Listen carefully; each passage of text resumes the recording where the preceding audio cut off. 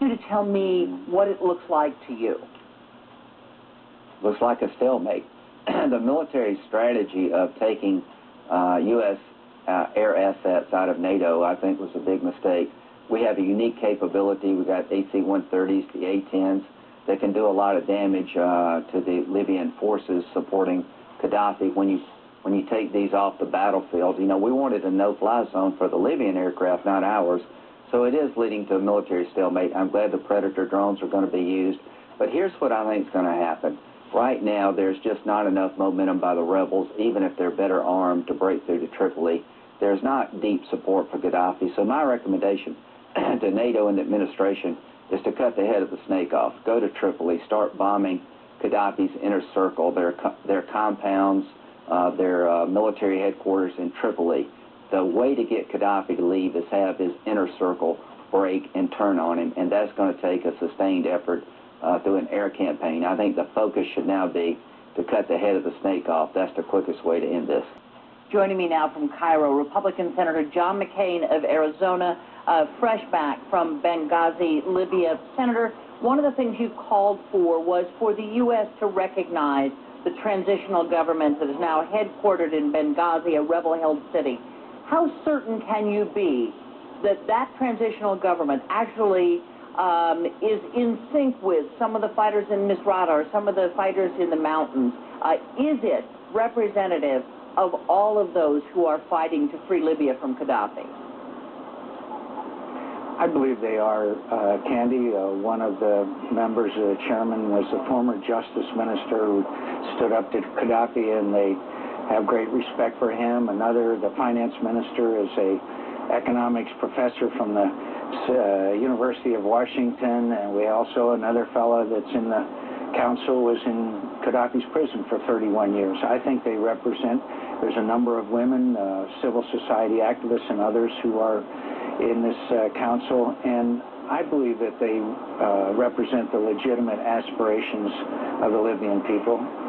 And are you certain that there is no element of al-Qaeda or other terrorist groups that have been able to jump into this void of leadership?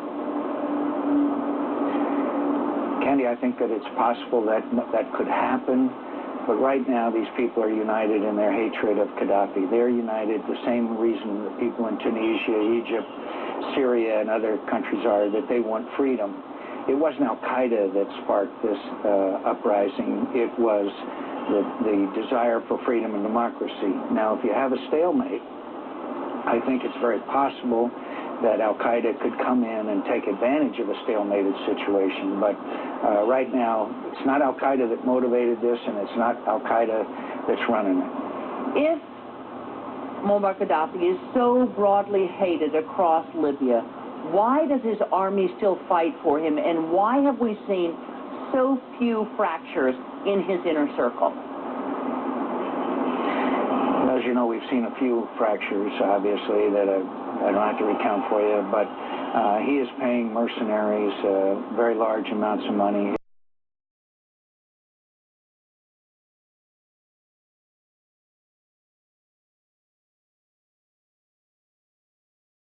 His sons have a few loyal battalions, as you know, that are, and they have the equipment advantage.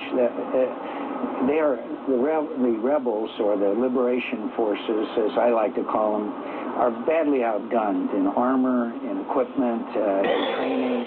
I visited the army base outside of Benghazi also on Friday, and they have a long, long way to go as far as training and equipment is concerned. So they're badly outgunned.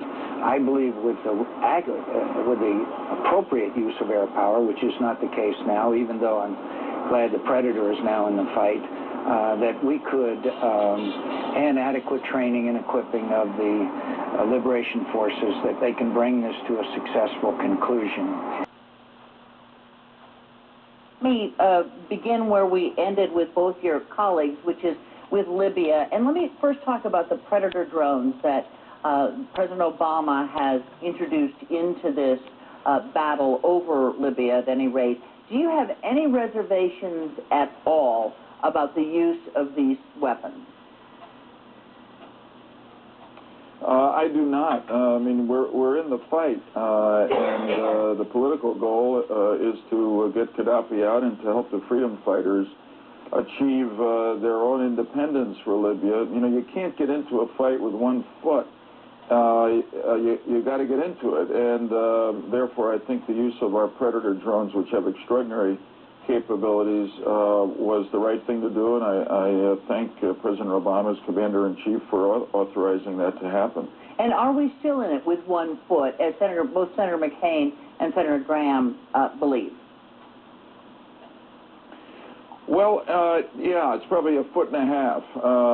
Look, there's been from the beginning, the initial decision to go into Libya by the United Nations, NATO, the United States, the Arab League, was the right decision because Gaddafi was really slaughtering his own people. But from the beginning, we've had a half-in, half-out feeling to this effort, particularly the gap between our political goal, which was to have Gaddafi go, and our military goal, which seemed to say that that wasn't what we were going to do militarily. And I agree with John McCain that when the president turned over leadership to NATO, in one sense that was exactly the right thing to do, because we can't fight every good fight in the world alone. We need our allies. I appreciate that they've come in, but we're the heart of NATO, and it's